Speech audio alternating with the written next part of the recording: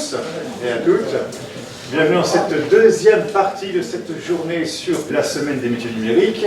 Le Pôle emploi de Langres et la mission locale où nous nous trouvons ont organisé avec d'autres partenaires ces échanges de professionnels du territoire, des personnes de terrain, qui viennent présenter leur métier, échanger sur leur expérience et répondre à vos questions en direct, que ce soit dans la salle ou que ce soit sur Internet. Ce matin, nous étions plutôt dédiés, pour ceux qui n'étaient pas, sur des métiers liés à l'infographie et la communication, même si on a abordé d'autres sujets, mais qui tournaient autour bien sûr du numérique. Cet après-midi, nous allons avoir à nouveau 4 intervenants. Nous allons aborder le conseil à distance, on va dire, le conseil d'insertion, c'est-à-dire en fait les métiers de la mission locale, l'évolution des métiers de la mission locale. On parlera aussi des formations, bien entendu. On accueillera également une entreprise qui fait de l'impression 3D et un projectionniste qui viendra nous parler des évolutions de son métier et du multimédia, bien entendu. Donc, pendant toute la durée des débats, vous n'hésitez pas à intervenir. Donc, on lève la main un peu scolaire, de façon scolaire, mais si vous avez des questions, n'hésitez pas, puisque les intervenants sont là pour répondre à vos questions pendant les discussions. Donc maintenant on va laisser la place à Jean-Nicolas qui va s'asseoir et présenter son métier. Je vais appeler Alexandre et Ludivine de l'imprimerie AB3D, vous installer, et Lionel Maréchal. Alors Jean-Alexis, on va commencer par toi. Est-ce que tu peux nous parler de ton métier à la mission locale et en quoi il consiste? Alors, pour ceux qui ne sauraient pas, une mission locale, c'est un organisme qui est chargé d'accompagner les jeunes, c'est-à-dire de 16 à 26 ans, dans l'ensemble de leur démarche. On fait de l'accompagnement global et nous sommes les acteurs de terrain, on va dire centraux, puisque nous sommes en contact avec toutes les institutions, les entreprises, les jeunes, bien entendu, du territoire, et on est facilitateur pour une insertion socio-professionnelle et on vise à autonomiser, à rendre autonomes les jeunes. Je vais être très synthétique sur le métier puisque la thématique c'est le numérique. En ce qui me concerne, je suis devenu en fait conseiller numérique, c'est en insertion professionnelle, c'est le terme exact au départ, on rajoute juste le numérique. Ça s'est fait d'abord progressivement en fait, puisque nous ne sommes pas sur un territoire qui est très développé à ce niveau-là encore, mais l'année dernière a été une année bien entendu qui a été très utile par rapport au développement numérique puisqu'il y a eu un confinement en mars et qu'il a fallu, comme beaucoup d'entreprises, fermer la structure temporairement. On ne pouvait plus accueillir le public et il a fallu qu'on travaille depuis chez nous. Pour les conseillers qui étaient encore, je dirais, sur l'ancienne méthode, c'était beaucoup du téléphone, puisqu'ils restaient sur un outil en fait de prise directe. Et pour moi qui avais des affinités avec le numérique, des connaissances on va dire, j'ai développé d'autres services, d'autres façons de faire en fait. Pour me présenter quand même, un petit peu une idée de mon parcours, c'est toujours intéressant. Pour arriver dans une mission locale et y travailler, il existe maintenant des diplômes. Mais le métier de conseiller mission locale est un métier qui est un peu jeune encore, je dirais. Mais aujourd'hui, vous avez la possibilité de vous former à ces métiers-là, que ce soit par l'éducation nationale, que ce soit par le biais de la formation professionnelle. Mais de manière générale, les personnes qui sont embauchées en mission locale, il y a des préférences pour ceux qui sont issus des sciences humaines, du social, voire de la psychologie. Moi, ce n'était pas du tout mon parcours.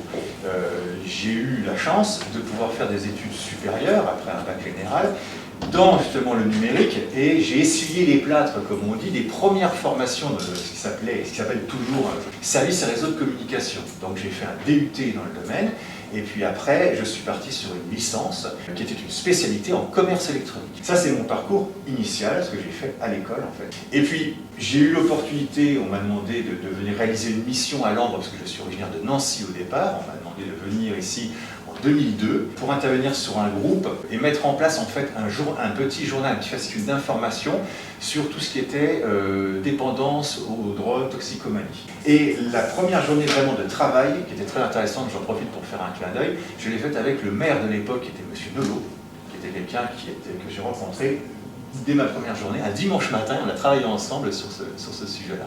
Je lui rends hommage parce que malheureusement, il est décédé récemment. Et donc, après cette expérience-là, j'étais à ce moment-là dans un organisme de formation, un centre de formation, et je formais en quelque sorte, j'animais un atelier. Et ensuite, j'ai eu une expérience de 3 années en formation, donc j'enseignais une quinzaine, une vingtaine de matières, de la TRE, de l'informatique, de la bureautique, J'ai formé des secrétaires aussi, je suis parti à Saint-Dizier, je faisais des allers-retours. Et puis, comme à l'époque on était souvent missionné en tant que formateur pour encadrer et former des jeunes, il y avait des formations qui étaient spécifiques aux jeunes en fait, eh bien, en toute logique, la mission locale avec qui j'étais obligé de travailler en tant que partenaire à l'époque, comme mon contrat s'est arrêté, eh ben, ils m'ont proposé en fait un contrat ici à la mission locale et j'ai démarré en tant que conseiller classique. Et puis ça a été plutôt pour eux un bon choix puisqu'ils avaient déjà envisagé cette perspective du numérique et ils pensaient vraiment que ça allait être utile à la structure de pouvoir avoir une personne qui connaissait bien en fait tout ce qui était informatique.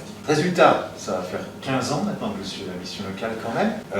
J'ai eu, grâce à ma polyvalence, parce que j'aime bien un peu toucher à tout, pu faire la plupart des postes proposés dans une mission locale. À aujourd'hui, je suis toujours conseiller, mais mes missions sont très diverses et variées. Si je devais faire le point aujourd'hui sur tout ce qui est numérique, il va y avoir des ateliers en face à face. Au sein de la structure, je peux m'occuper de la communication, de l'infographie, réaliser effectivement des flyers, des affichages. J'ai aussi conçu, j'ai fait des outils administratifs, de l'Excel, du Word, et du formatage de courrier, des choses comme ça. Le développement du web, puisque le web 3.0 qu'on est en train de quitter progressivement pour passer au web 4.0, c'était l'avènement sur des réseaux sociaux, donc on a dû nous aussi s'adapter et avoir 1, 2, 3 réseaux sociaux que l'on gère, et donc on fait un peu du community management, on va dire ça comme ça, à notre niveau bien entendu. On va dire que Facebook a été notre outil de communication, et aujourd'hui notre outil de communication privilégié, mais auparavant il y avait un site web, un vrai site web en fait, qui était une vraie base de données avec beaucoup de contenu, et pendant cette période-là j'ai aussi été en fait le webmaster de ce site web, qui après a été changé puisqu'il s'est redevenu, on va dire, un site vitrine beaucoup plus statique en fait, puisque tout ce qui va être échange ou annonce d'événements, on va plutôt maintenant utiliser bien entendu les réseaux sociaux. Donc, en gros, la polyvalence de ton métier fait que tu touches un petit peu à toutes les familles qu'on a parlé ce matin, les 7 familles du numérique, parce que tu fais de la fonction support. C'est ça. Parce que tu vas travailler le réseau, mais pas le réseau social, mais le réseau physique au sein de l'informatique. Oui, je m'occupe aussi du réseau, de la mise à jour des ordinateurs, du parc informatique. Donc c'est de l'administration réseau, avec aussi un accès serveur. Donc c'est encore plus complet et complexe, finalement, que ce qu'on peut appeler juste un simple conseiller numérique. Ça va au-delà. Ça va au-delà, ça va au-delà. Mais c'est parce que j'avais tellement les compétences et le profil, voilà. Et ça s'est fait, on va dire, naturellement. Aujourd'hui, comme j'ai dit, je suis toujours conseiller en mission locale. Je n'ai pas d'autre intitulé de poste. Et pourtant, avec ce que j'ai pu vous citer, je ne fais pas ça tous les jours non plus, mais j'en fais un peu quand même chaque jour. Ça veut dire que le vrai travail d'accompagnement des jeunes, il a forcément changé aussi. Aujourd'hui, avec le problème de mobilité qu'on peut avoir en territoire rural, des jeunes qui n'ont pas le permis, n'ont pas la possibilité de venir, les réseaux sociaux, le chat, les mails, ne serait-ce que ça, c'est un très bon moyen d'échange, de communication pour ma partie, la partie conseiller. Voilà. Et j'ai compris aussi récemment, on a parlé avec les collègues, eux aussi ont remarqué que cette évolution-là, ils ont dû aussi s'y mettre, parce que certains étaient un peu réfractaires de la technologie, il y a de tout dans l'opinion.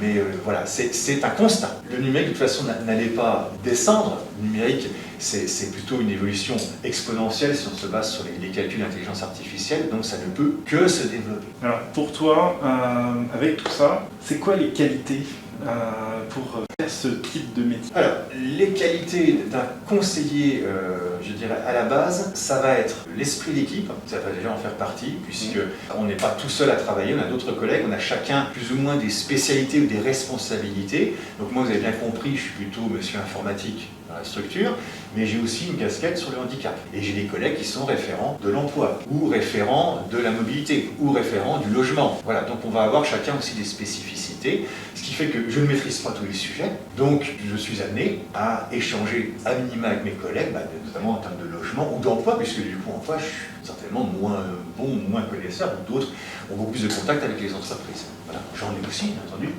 mais c'est moindre, quelque part. Par rapport aux jeunes, il va y avoir l'écoute. Ça, c'est la base du métier aussi. Le jeune vient avec une demande ou des besoins, des questions. Il faut pouvoir savoir exactement ce qu'il souhaite et puis répondre à sa demande. Donc ça fait partie aussi des métiers de base. Pour mon poste, c'est aussi la polyvalence, de toute façon, puisque ça, il y a beaucoup d'éléments à gérer dans une entreprise. On en a parlé ce matin avec l'histoire de la gestion, on va dire administrative, légale, financière, etc.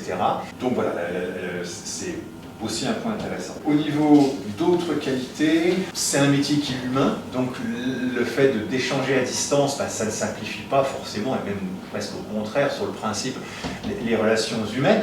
Il faut quand même garder ces qualités relationnelles aussi, de contact, que ce soit avec les jeunes, mais également avec les partenaires, bien entendu. Et puis, je vais répéter un petit peu ce qui a été dit aussi ce matin, mais ça rejoint, c'est la curiosité, tant sur la technicité, sur les évolutions, que la curiosité sur le territoire, puisque une mission locale est un acteur de territoire qui va avoir un rayon limité. Ici à Langres, on considère qu'on a un rayon de 30 km sur notre territoire. D'autres missions locales vont avoir plutôt un rayon ville, par exemple, puisqu'à Dijon, il y a plusieurs missions locales pour Dijon. C'est aussi une histoire de démographie, de population. La Haute-Marne n'est pas un département qui est énormément peuplé, donc il y a beaucoup de choses à faire dans le numérique, encore à créer, je dirais, mais on peut très bien s'appuyer aussi sur les valeurs humaines, relationnelles, qu'on peut rencontrer sur les territoires avec des gens qui, en général, sont plus disponibles que dans des grandes villes, puisqu'on n'a pas forcément le même rythme. Là, on en a parlé de toi. Maintenant, qu'est-ce que tu peux dire aux jeunes qui voudraient se lancer dans les métiers du numérique? Tout ce qu'il faut, c'est se lancer. C'est de ne pas attendre, de toute façon. Il y a des sujets qui étaient abordés lors de mes études dont on me parle encore maintenant. Par exemple, la fibre optique. C'est un sujet, quand j'ai fait ma première année, c'était en 97, on parlait déjà de ça, puisqu'on était déjà équipés, nous, au niveau des établissements scolaires. On disait déjà, c'est l'avenir, c'est ça. Et on l'abordait, pas trop en détail, puisque c'était pas démocratisé, c'était pas développé. C'était en 97, nous sommes en 2021, on voit que notre territoire n'est pas encore vraiment doté de ça, donc il y a encore plein de choses à faire. Donc ce train du numérique, il continue à avancer. Donc je dirais, c'est maintenant qu'il faut vous y intéresser. C'est maintenant qu'il va y avoir des opportunités. J'aurais beaucoup de mal à dire si dans 10 ans, il y aura encore les mêmes besoins, parce que ça se trouve d'ici 10 ans, tout le monde sera complètement apte au numérique. On a encore une population âgée qui peut avoir des difficultés à s'y mettre. Plus on va avancer, et plus les jeunes, les nouvelles générations vont être habitués à cet outil-là. Je dis souvent en rigolant que les nouveaux jeunes, les jeunes récents qui viennent nous voir, sont nés depuis quelques années avec le téléphone portable dans la main, ce qui n'était pas notre cas à l'époque. Voilà. Donc nous, on a dû s'y intéresser et créer des choses, mettre en place des choses. Les générations maintenant, elles ont tous les outils, les moyens, la mise à disposition des connaissances, et quand je dis moyens, c'est que ce soit technique, financier, etc., pour se lancer. Donc pour moi, il ne faut pas non plus attendre. Le numérique va très très vite. Après, tout dépend du projet aussi. Il va y avoir, comme dans tout domaine, des métiers qui vont être, on dit, porteurs, c'est-à-dire qu'il va y avoir beaucoup d'emplois, et d'autres métiers où il n'y aura pas forcément beaucoup d'emplois non plus. Donc ça dépend ce que l'on choisit, vers quoi on choisit de s'orienter. La chose pourrait être la plus intelligente à faire, c'est déjà de savoir aujourd'hui quels sont les métiers du numérique qui sont demandés et pour lesquels les entreprises ont des besoins et qui ne trouvent pas forcément. C'est ça un métier en tension. Donc notamment tout ce qui est développement, le développement web, le développement mobile aussi, les téléphones, puisqu'il y a beaucoup de choses qui se font au niveau du mobile. Il va y avoir tout ce qui est effectivement communication, community manager fait partie des métiers qui sont actuellement en tension. On va avoir les chefs de projet numériques. Voilà, donc le mieux c'est de bien choisir. Les métiers qui vont être porteurs vont être plutôt majoritairement sur des aspects techniques, je dirais, assez pointus, pas forcément très intéressants. Pour ceux qui veulent se lancer dans tout ce qui est infographie, communication, donc je pense monter une chaîne YouTube, espérer en vivre, etc., etc., il faut avoir du talent ou une fibre artistique. Donc ça, soit on l'a, soit il faut essayer de l'acquérir. Et il faut voir par rapport aussi à la concurrence. On est tous en capacité à créer sa chaîne YouTube, à y mettre du contenu, et puis voilà, potentiellement, on a 70 millions de personnes qui peuvent le faire en France. Combien vont réussir à en vivre? Il y a aussi la possibilité pour ceux qui sont vraiment motivés par cela et qui veulent quand même essayer de se lancer, de le maintenir en seconde activité. C'est-à-dire, on peut très bien travailler pour manger, pour avoir un travail alimentaire en fait, pour vivre tout simplement, et à côté de ça, faire ses activités. Si c'est une passion, c'est pas un travail. Si c'est une passion, on le fait avec plaisir le samedi, le dimanche, la nuit, etc. Et à ce moment-là, monter sa chaîne YouTube, faire ses reportages ou ses films, enfin voilà, pourquoi pas. Mais tout dépend du projet. Il faut toujours aussi voir qu'il faut être réaliste, il faut aussi s'assurer que un projet est réalisable, il faut voir la personne, son niveau, son investissement, ses souhaits, sa projection de temps professionnel que sa projection de vie, parce que ça aussi, c'est à prendre en compte. Et si on nous enquiquine quand on est enfant, qu'est-ce que tu veux faire plus tard? En fait, la question, elle se pose quelque part tous les jours. Plutôt, on peut essayer d'y répondre, tant mieux, mais ça existe. Mais rares sont les gens, enfin, on verra avec les personnes qui sont avec moi, si elles sont d'accord ou pas, mais est-ce qu'à 12, 13 ans, tout le monde savait, dire, moi je veux faire tel métier, je vais me lancer là-dedans, j'aimerais bien être community manager à 12-13 ans. Peut-être aujourd'hui, il y a des gamins qui se le disent. Ça reste toujours de toute façon mission locale du cas par cas. On a le général et puis après on va filtrer pour adapter par rapport à la personne aussi. Je peux faire une petite parenthèse aussi quand même que je trouve importante. L'impact du numérique en fait a permis quand même de créer beaucoup de choses. Il y a beaucoup de gens qui encore aujourd'hui, créer leur propre poste ou leur propre métier. D'accord ? Il y a des métiers qui disparaissent, des vieux métiers. Et le numérique, qui doit rester, je dirais, un outil, non pas une finalité, permet des évolutions. Et en fait, on peut très bien être en capacité à se créer son propre poste aujourd'hui. Ça, c'est quelque chose qui est possible. Une seconde chose, c'est qu'on parle beaucoup, avec le Web 3.0, de l'interconnexion et de la liaison entre les comptes, entre les gens aussi, notamment avec les réseaux sociaux. Et il faut savoir qu'il y a aussi des groupes en fait, de professionnels qui maintenant le font aussi en ligne. En fait, si vous ne connaissez pas, c'est les Premières du Net. Les Premières du Net, c'est la Ligue de l'enseignement et la CAF qui vont financer des professionnels, on va dire, de l'encadrement, de l'animation ou du conseil, pour, en groupe, agir sur les réseaux sociaux, principalement en termes préventifs. C'est-à-dire qu'on essaye de nouer des contacts en ligne, en tant que professionnel, pour répondre bien sûr aux questions des gens, mais aussi être à leur écoute et pouvoir régler leurs soucis. Souvent, on peut parler de soucis qui peuvent être très importants aussi sur les thématiques. On peut très bien parler du harcèlement scolaire, on peut parler de différents types de violences, etc., etc. Et les Promeneurs du Net, c'est un service en fait qui réunit plein d'autres entreprises. Il y a déjà la mission locale ici chez nous, mais la mission locale de Saint-Dizier et celle de Chaumont ont aussi un conseiller qui fait partie des Promeneurs du Net. À côté de ça, on a aussi, alors ça évolue puisque tous les ans, vous savez, les gens peuvent rentrer en entreprise, repartir, et comme c'est un plus, voilà, après il faut reformer les gens, donc des fois ça peut tourner un peu. Mais on a encore des animateurs classiques, on va dire, dans des centres d'animation, on a des animateurs de rue, c'est un petit peu différent, on a des éducateurs, on a des spécialistes, on va dire, conseillers sur tout ce qui est drogue aussi, on en a, tout ce qui est le Xapa, etc., pour ceux qui connaissent. On a eu une infirmière, on a eu une psychologue aussi, je crois qu'on l'a toujours, qui est encore dans le réseau. Et on va pouvoir s'appuyer sur ce réseau de professionnels, par le biais notamment d'un groupe privé, pour échanger. Et quand on a un jeune qui a une demande un peu spécifique à laquelle on ne peut pas forcément répondre, ça va être facilitateur pour l'aiguiller vers un collègue pour une prise de contact. Donc voilà, donc ça c'est par exemple un dispositif qui se développe plus ou moins en France. C'est pas encore un métier, mais on va utiliser en fait les métiers existants pour les transférer en ligne, tout simplement. L'utilisation de l'outil numérique pour permettre la diffusion d'informations entre différentes disciplines. Voilà. Merci beaucoup, Jean-Alexis. On va passer maintenant à Alexandre et Ludivine qui représentent l'entreprise AB3D. Je ne vais pas faire de résumé, je préfère vous laisser la parole parce que je crois que vous êtes des passionnés d'impression 3D. C'est ça. Eh bien, on vous écoute. Racontez-nous. Il y a, on va dire, 4-5 ans en arrière, j'ai vu une imprimante 3D sur un salon et je me suis intéressé à la technique et ces choses-là. Donc au bout d'un certain temps, j'ai commencé à regarder le prix d'une imprimante, la capacité qu'on pouvait avoir avec, toutes les choses possibles et imaginables qu'on peut faire avec ces imprimantes-là. Et j'ai passé le pas au bout de 6-7 mois quand même pour des recherches par rapport à l'imprimante, parce qu'il existe tellement de façons différentes d'imprimantes, même si c'est dans le même style, c'est-à-dire cartésien, dans la même façon, il existe plusieurs marques et il y a 5-6 ans en arrière, c'était beaucoup moins connu que maintenant, moins démocratisé, et donc c'était plus difficile de prendre des choix par rapport à ça, par rapport à certaines marques et ces choses-là. Donc j'ai passé le pas en achetant ma première imprimante 3D. J'ai vu les capacités qu'on pouvait avoir, on pouvait faire de la figurine, on pouvait faire des pièces de rechange, on peut faire, je dirais, un peu tout ce qui nous passe par la tête. Et donc, quand j'ai vu qu'on pouvait peut-être commercialiser les objets qu'on créait, j'ai créé mon entreprise le 15 avril 2019. Tout récent. Hein. Il n'y a pas excessivement longtemps. Sachant que c'est une activité, comme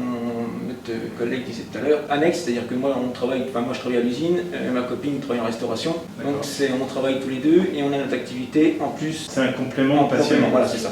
C'est une passion qui est devenue un complément. Le but étant de faire, on va dire grossièrement, un 13e ou 14e mois chacun. C'est plutôt pas mal. C'est un but aussi et qui est limité, je dirais, par rapport au temps qu'on peut faire. Parce qu'il faut savoir que ça prend énormément de temps, contrairement à ce qu'on peut penser. Je ne parle pas forcément du temps d'impression, je parle aussi du temps pour créer le modèle, mettre les caractéristiques qu'il faut dans le logiciel pour que ça fonctionne comme il faut et ces choses-là. C'est relativement aussi technique, il y a un point de vue et cette technique à prendre. Alors là, vous nous dites une imprimante, donc ça veut dire que derrière il y en a plusieurs, c'est ça? Ouais, la première. J'en ai actuellement 4, oui. 4 qui tournent régulièrement. Mais alors, H24. Alors actuellement, oui, elle tourne H24. Oui. Ouais, avant de parler vraiment des imprimantes, est-ce que vous pouvez parler un peu de votre parcours à tous les deux, si vous voulez? Alors, je vais commencer. Alors, mon parcours, moi, ça n'a strictement rien à voir avec comme vous disiez tout à l'heure, on peut changer d'avis. Moi, étant jeune, je voulais travailler dans la forêt ou dans l'agriculture, donc voilà, ça n'a strictement rien à voir avec ce qu'on fait actuellement. Donc, j'ai un BTS agricole qui me sert actuellement à pas grand-chose, on va dire. Voilà. Mais bon, c'est quand même le domaine, c'est quand même la façon, enfin, l'éducation et ces choses-là amènent aussi à ouvrir un peu l'esprit aussi, surtout quand on passe, bon, parce que c'est vrai que tant qu'on est, on va dire, en cycle bac, je veux dire, c'est relativement standard, toutes les façons de travailler, l'apprentissage sont basiques, ces choses-là, et par contre, dès qu'on passe en BTS, on nous apprend un peu à ouvrir et à se renseigner par soi-même par rapport à ça dans les recherches, donc on ouvre le cerveau, enfin, différemment, je veux dire, on est un peu moins les œillères et on découvre le monde un peu différemment, je ne sais pas si vous me connaissez par rapport à ça, mais donc voilà, donc ça permet d'avoir... Bon, après, je suis parti dans ce domaine-là, j'ai été commercial pendant 7 ans. Bon, la vie a fait que j'ai arrêté cette profession-là pour intégrer donc, une entreprise locale sur l'an. Voilà. Et donc, l'imprimerie est derrière. Voilà, c'est ça. Et vu que je suis devenu passionné à nous passer mes week-ends et ces choses-là, et même mon temps libre par rapport à ça, donc après, voilà, je suis devenu, oui, un vrai passionné de ce type de machine, de la construction. Nous, on crée en fait la pièce de zéro, c'est-à-dire qu'on ne démarre pas d'un bloc, certains font pour le tailler. Oui, il n'y a rien. Nous, on démarre de rien. Le plateau, il est vide et la machine, elle crée au fur et à mesure. Donc, elle travaille par couches successives. Et donc, on voit l'objet qui se crée et c'est relativement long à travailler, quoi. Voilà. Par exemple, vous avez apporté des produits. Un produit, alors celui-là, voilà, combien de temps à peu près d'impression? Il me semble de tête que ça va être 18 heures pour faire ça. Une pièce, 18 heures. Pour donner un ordre d'idée, voilà, c'est ça. Okay. Le matériau, c'est pas du plastique? Alors, le matériau, oui, c'est... Ou alors c'est du plastique, parce que le plastique, ça engendre tellement de domaines différents, on peut avoir différents plastiques. Oui, là, on travaille sur une matière en fait, qui est faite à base d'amidon de maïs. Donc c'est relativement biologique, entre guillemets, parce que bon, le problème, c'est que on va dire 95% des filaments sont fabriqués en Chine. La matière première en elle-même va être biologique, et encore. Et ce qu'ils mettent dedans pour les colorants, pour que ce soit plus facile à imprimer ou toutes ces choses-là, on n'a aucune trace de savoir ce qu'il y a dedans. Et, donc savoir réellement quel produit c'est pas facile de trouver des ressources sur internet, ces choses-là, personne ne dévoile ses sources, on est incapable de savoir ce qu'il y a dedans. Okay. Et vous, Ludivine, c'est quoi votre parcours? Parce que vous travaillez avec votre compagnon dans l'entreprise. Moi j'ai un BTS, à la base je suis la Bac Pro Compta, un BTS Management des unités commerciales, et en fait je travaille à l'atelier Grille à Langue, donc ça n'a rien à voir en fait. Effectivement. C'est en fait, c'est une création en fait qui n'a rien à voir avec le métier en fait qu'on fait à l'heure actuelle. Moi je fais plus tout ce qui est études de marché, commercialisation, tout ce qui est commercialisation, la comptabilité. L'entreprise du début jusqu'à la fin. Oui, chacun a ses tâches bien précises dans l'entreprise. Oui, moi je suis plus technique ou création d'objets, ces choses-là, et plus, oui madame, et plus commercial, et puis oui, parce que bon, ça se fait aussi, il faut. Voilà, vous avez cette chance-là, parce que ce matin, les 4 intervenants étaient autonomes sur les 2 postes, on va dire, à la fois la gestion et la réponse à la clientèle, donc c'était un autre... C'est vrai que la gestion, je l'ai fait un peu parce que bon, madame, vu qu'actuellement elle ne travaille plus par rapport aux restaurants qui sont fermés, donc elle a beaucoup plus de temps, on va dire, que moi actuellement. Non, mais il faut le dire aussi. Donc c'est vrai qu'avant, quand je faisais la comptabilité et tout, c'est vrai que ça prend quand même du temps. Et notre activité, on a créé quelque chose qui s'appelle des pince-nez anti-buée qui fonctionne plus qu'on l'aurait pensé. Oui, j'allais justement parce qu'on doit être, c'est ça, 6 000 vendus à peu près. Non, combien? Ah, t'as pas suivi encore. On en est à 10 600 à l'heure actuelle. Voilà. Comment? On n'a pas entendu. Comment? 10 600. 10 600 pince-nez vendus. À l'heure actuelle. À l'heure actuelle. Donc vendus. Dans la France? Sur Londres? C'est quoi votre zone? Sur toute la France. C'est ça, J'irai un peu sur toute la France parce qu'il y a... Il y en a un peu dans le Nord, on en a sur Nice, on en a on en envoie un peu dans toute la France, mais on a des dépôts. Quoi. Parce que si je vous pose la question, alors est-ce qu'en 2020, avec la crise sanitaire, ça a été compliqué pour vous? Non. La réponse est... Bizarrement, par rapport à toutes les sociétés, nous, l'inverse, ça nous a permis de se faire connaître. Parce qu'il faut savoir que pendant le premier confinement, on a fait des visières, qu'on a fait en don, donc on a fait quand même 1200 visières même qu'on a donné dans que ce soit les hôpitaux, que ce soit... Oui, ça c'était en main, oui, puis un peu à Vesoul aussi, pour le handi-up. Un geste on a fait solidaire. ça, voilà, on a fait ça en don. On faisait partie des mecs. Voilà, on était 3 ciblés, 3 personnes à s'associer. On en a fait à nous deux plus de entre 800 et 900, les autres personnes en ont fait un peu moins. Parce que, non mais bon, chacun a ses capacités et ces choses-là. Voilà, c'est déjà énorme. On s'est déjà permis de se faire connaître une première fois, déjà passer dans le journal et ces choses-là. Après, on a créé justement le Pince-Nez, où c'est que là, on s'est fait encore plus connaître, on va dire, parce que là, on est passé une fois dans le journal de la Haute-Marne, on est passé sur France 3 aussi. Ouais. Donc ça nous a permis de faire connaître l'entreprise et c'est là qu'on a le boom justement. Donc vous voyez, si c'est plus de 10 000 qu'on a vendu entre mi-novembre et actuellement, ça fait un certain nombre de pièces vendues par mois. Quoi. Et vous avez encore des commandes, je suppose? Ça n'arrête pas. Oui, ça n'arrête pas. On a des commandes tous les jours. Oui. Bah, faut qu'on renouvelle en fait les dépôts. À peu près, je pense, par rapport à la production qu'on produit, entre 200 et 300 pièces jour. Ok. Samedi, dimanche compris. Elle tourne toute seule. Elle est en jour ouvrable. Moi, les jours ouvrables, je connais plus actuellement, mais. Les jours, toutes les nuits. Bah oui, c'est ça, oui. Oui, j'ai 2 machines qui tournent à 24 et les 2 autres, je les arrête la nuit quand même, parce que bon, faut savoir que c'est des machines que j'ai, c'est pas des machines professionnelles, c'est des machines ce qu'ils appellent type bureau, donc c'est pas fait non plus pour tourner H24 pendant des mois et des mois. Donc elles ont bien travaillé déjà pendant le premier confinement avec les visières et je commence à avoir 2-3 pannes que j'avais pas avant parce que justement on arrive à la fin de la technique, enfin la machine c'est comme tout, hein, si ça n'a pas d'entretien régulier dessus, vous avez des pannes, bon, bah, le but aussi c'est là la technique par rapport à ça et de pouvoir, c'est une des caractéristiques aussi qu'il faut avoir pour ce métier-là, c'est avoir une technique et savoir à peu près les pannes pour pouvoir les réparer assez rapidement. Et pourquoi ça tombe en panne, il y a toujours une raison derrière, c'est de la trouver. Quoi. C'est déjà des grosses machines ou...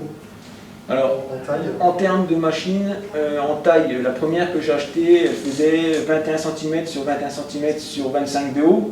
Donc ça fait déjà un beau carré, bon, à peu près par rapport à votre feuille, non mais par rapport à votre feuille c'est 21,29,7, donc vous voyez à peu près, non mais c'est pour donner un ordre d'idée, à peu près vous retirez un tiers sur le côté, enfin sur la longueur, et puis voilà vous avez à peu près la taille. J'en ai 2 autres qui font du 30 cm par 30 cm sur 30 cm de haut, et j'avais investi dans une machine un peu plus grande qui fait 40 par 40 sur 40 de haut, pour faire des pièces relativement grandes. Bah, les personnes qui veulent aller voir sur notre site, on a fait une lampe qui est un cristal de roche qui sort en transparent.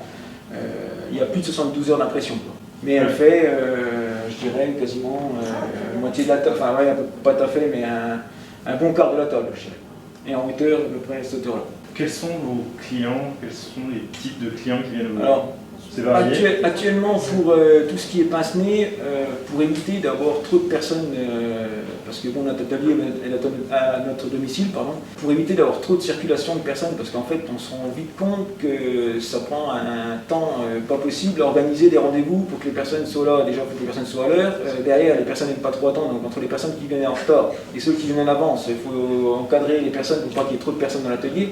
Mon atelier fait 10 mètres carrés, donc on ne peut pas supporter non plus une grande quantité de personnes. Non mais c'est une gestion à faire, désinfecter entre chaque personne, enfin, c'est quand même des choses à faire en ce moment qui sont relativement complexes.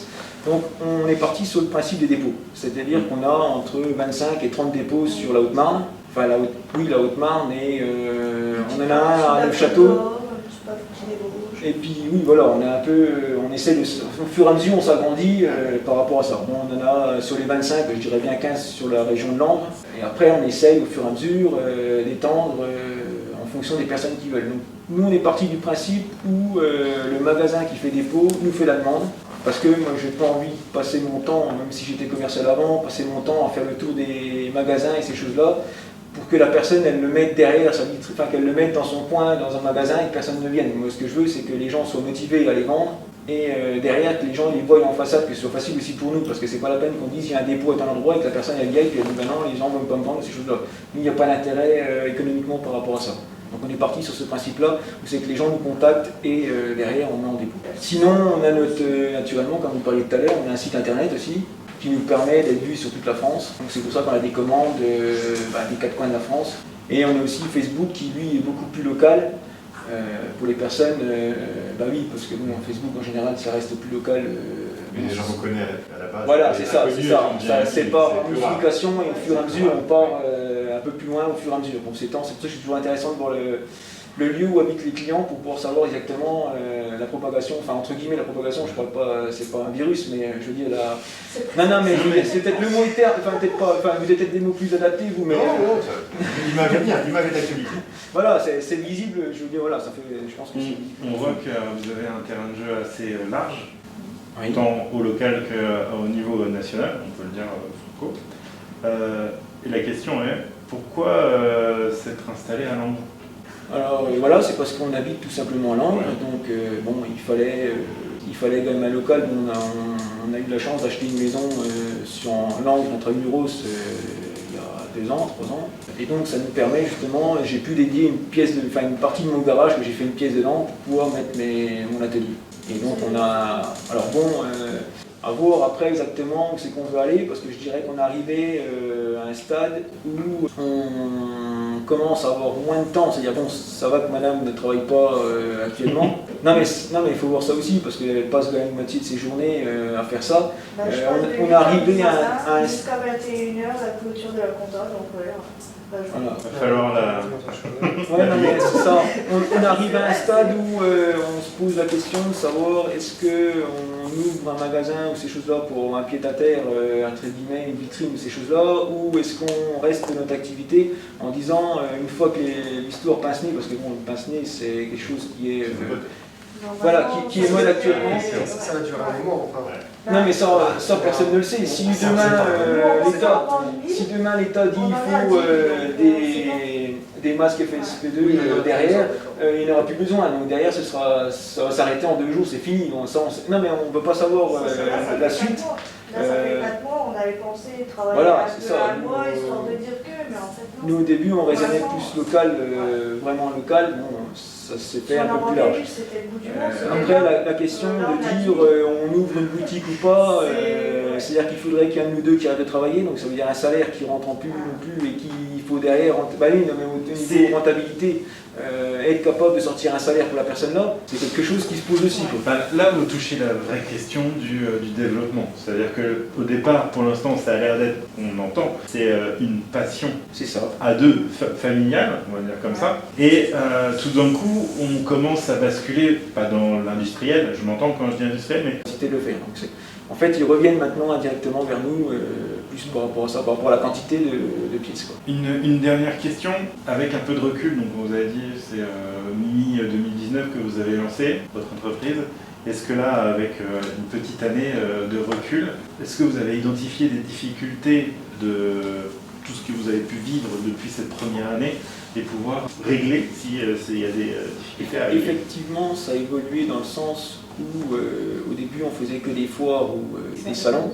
Donc forcément c'est quelque chose qui en 2020 on ne l'a pas fait parce que bon, tout était fermé partout, donc on a fallu qu'on évolue aussi plus par rapport à ça.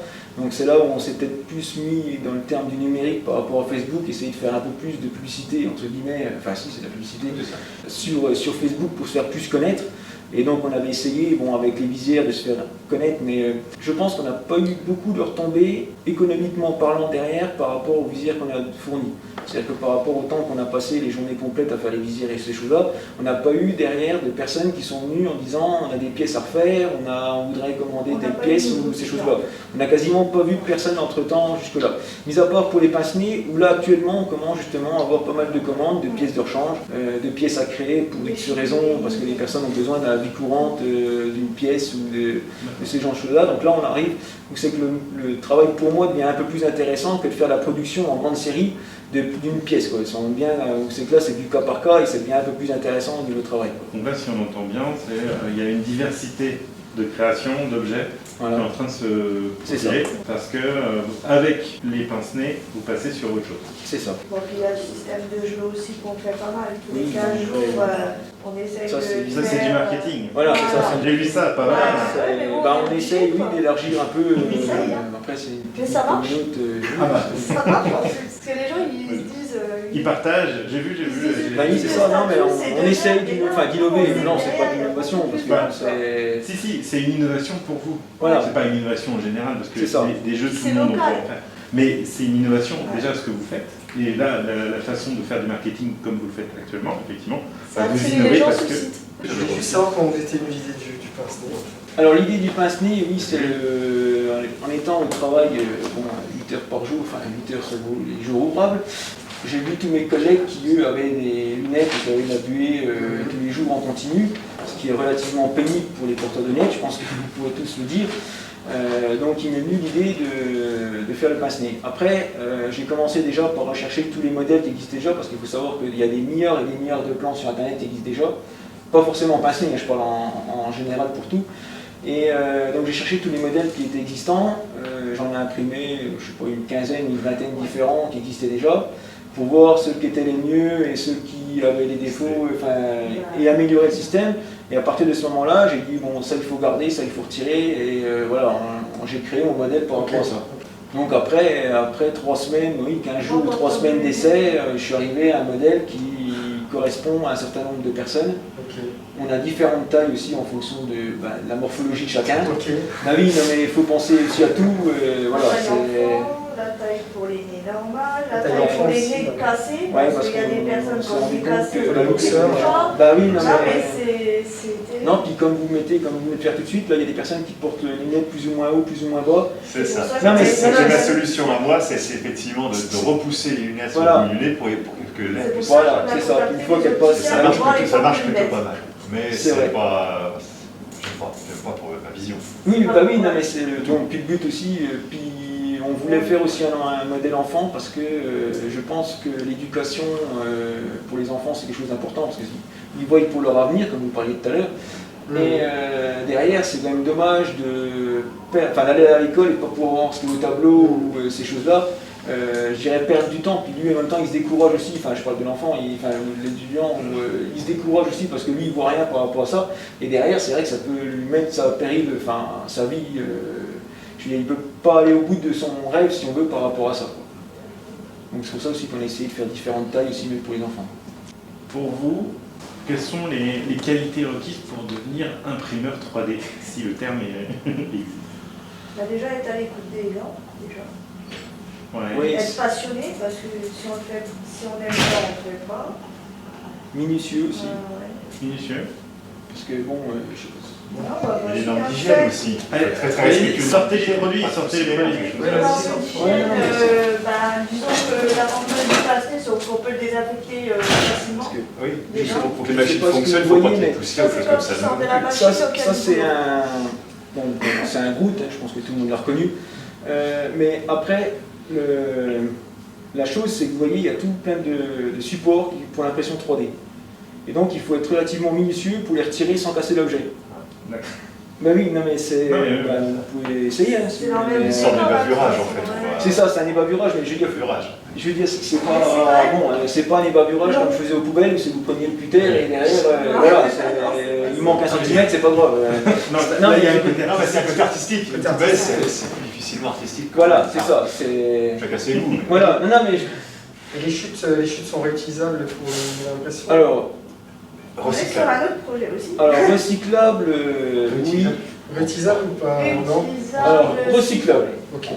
Réutilisable, non, parce que moi, ma machine n'accepte que les filaments qui font 1,75 mm de diamètre. Donc, c'est un filament, c'est un circulaire qui descend. Donc, je ne peux pas réutiliser mes chutes.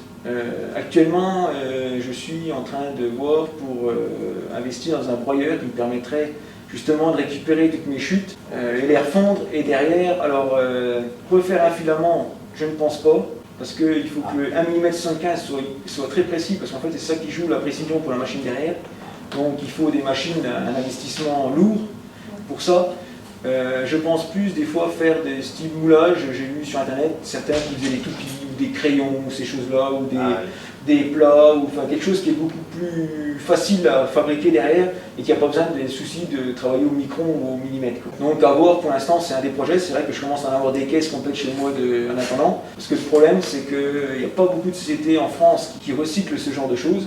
Les 3/4 du temps, en plus, ce qu'ils proposent, c'est il faut trier couleur par couleur, après il faut envoyer l'anneau frais dedans, et on a le droit à une petite remise sur leurs filaments qu'ils font derrière. Sachant que les filaments qu'ils produisent, eux, sont 25 ou 30% plus chers que les produits neufs, de moins bonne qualité parce qu'on ne sait pas le plastique qui a été mis dedans, et que derrière, la remise n'est pas forcément en valeur par rapport à la différence de prix qu'il y a.